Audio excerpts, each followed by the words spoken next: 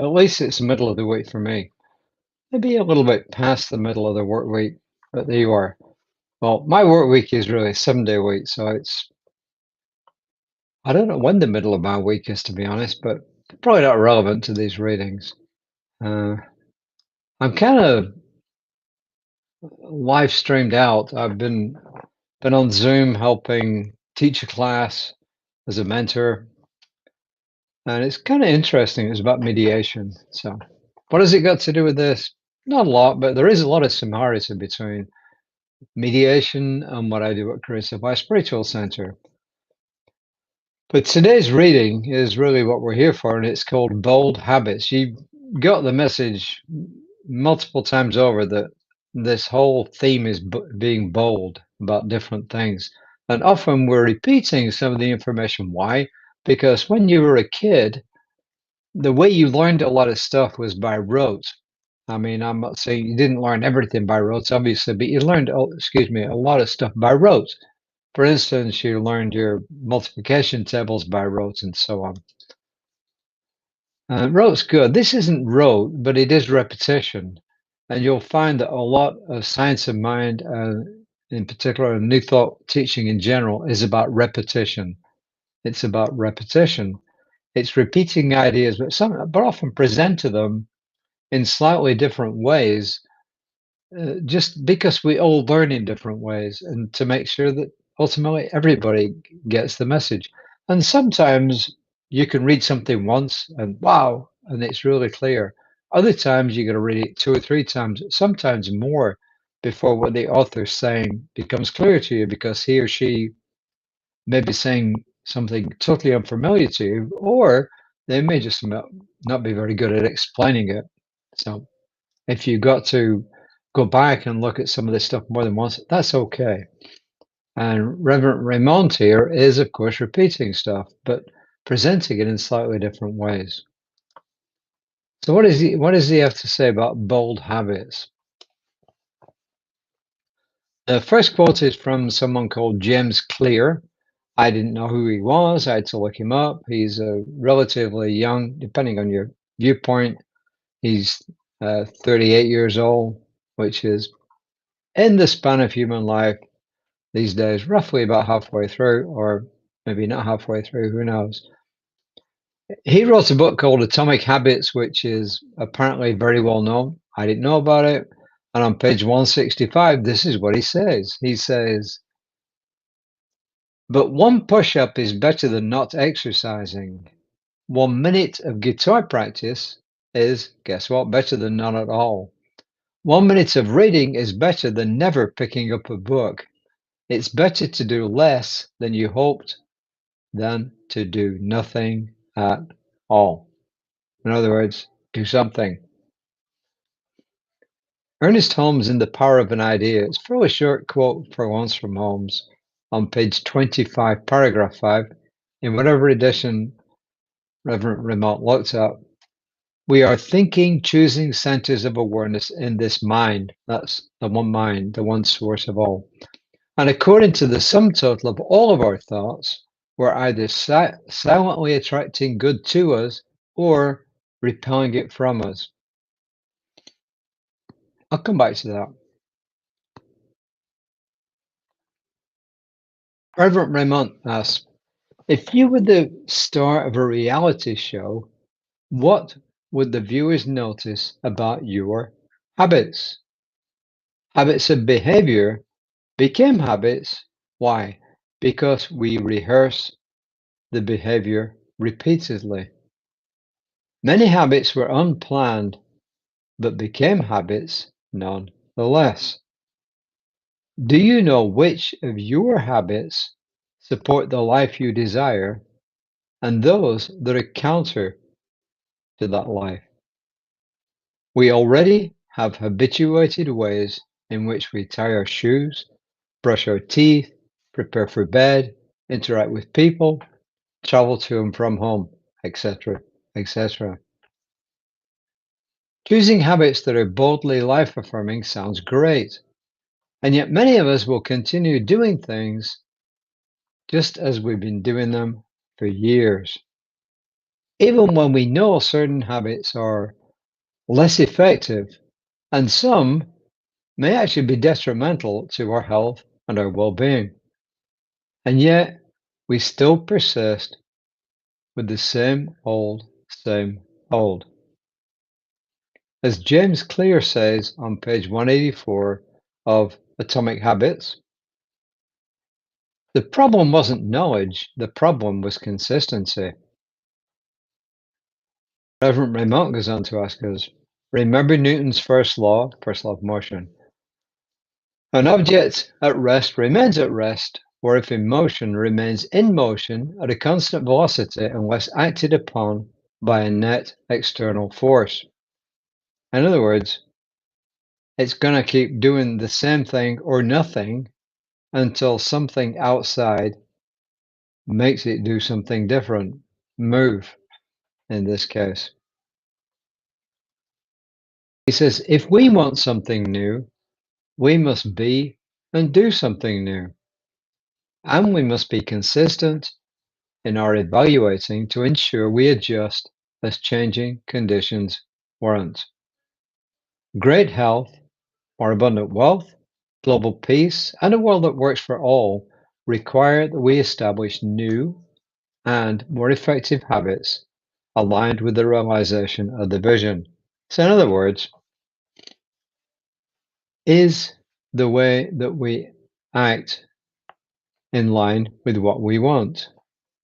Is our thinking in line with what we want? And if it's not, guess what? What do? We change it. And one really, really good way to do this are affirmations. The affirmations he gives us are in that line. As a creature of habit, I speak truth, I live truth, I pray truth, and I manifest truth. He actually said, as a creature of habit, I speak truth, live truth, pray truth, and manifest truth. That's one way of changing habits.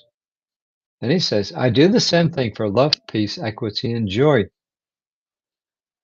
Affirmations are great ways to change habits. Why? Because we keep repeating them until they become ingrained in our subconscious mind. And then when they become ingrained in our subconscious mind, then they start to form new and better habits that are life supporting.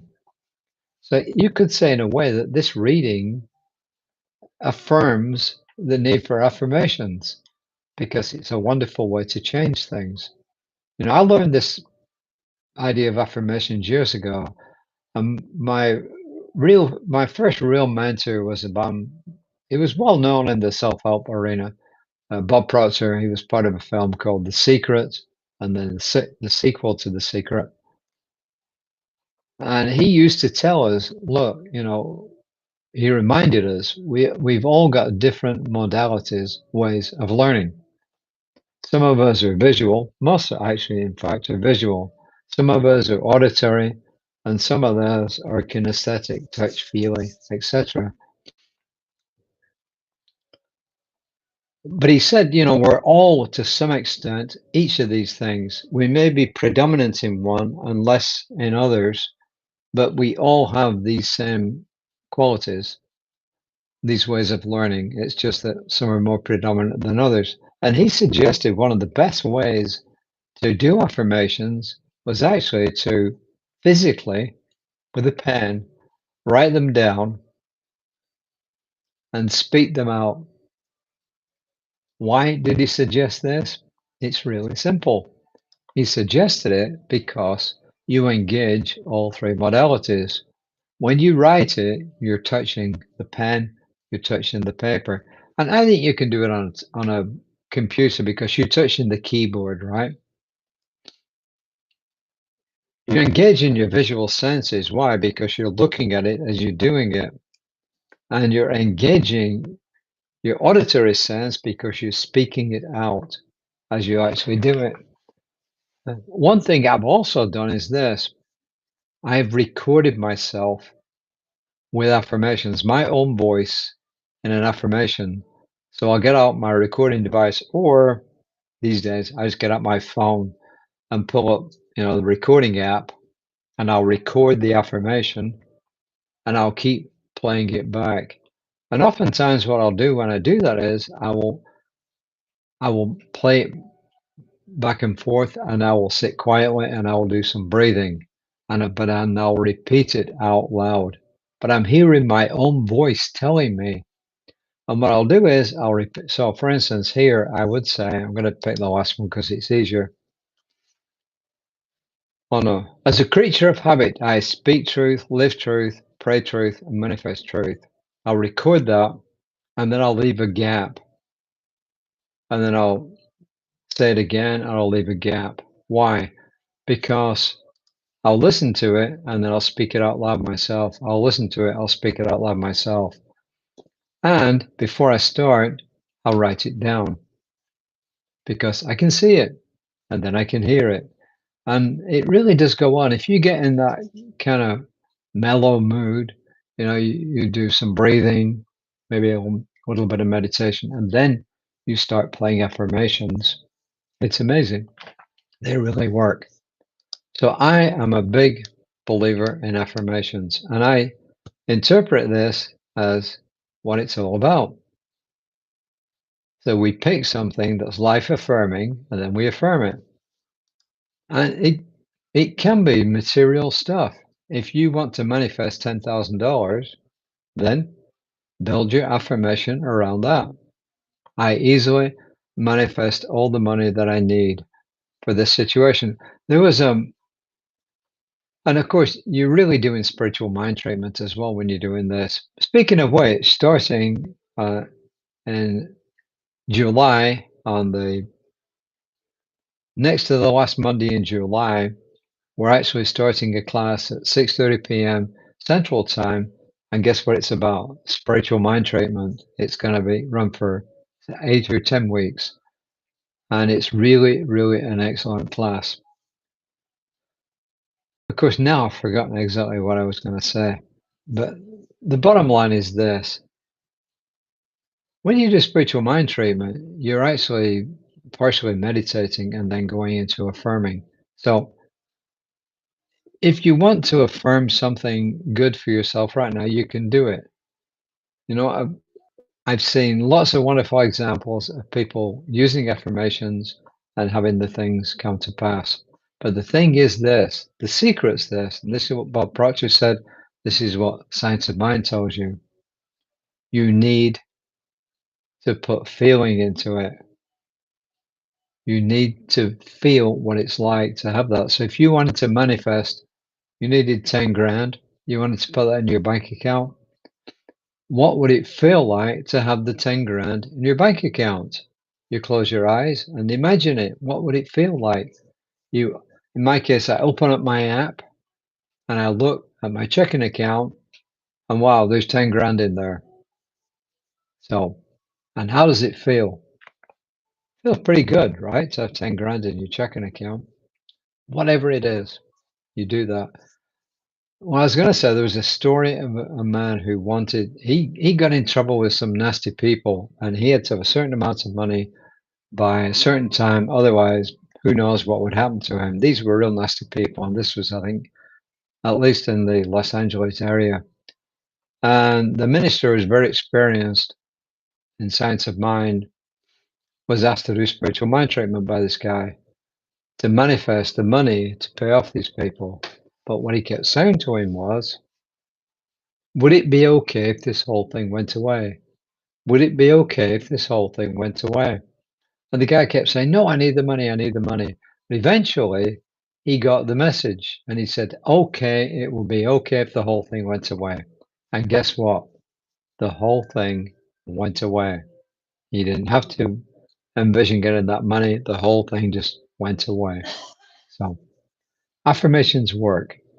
My suggestion is use them for yourself, use them for others, and use them for the good of the world, which is the message we're getting here today. So Reverend Lisa will be on at 9 o'clock tomorrow morning. She'll be reading from the Science of Mind textbook.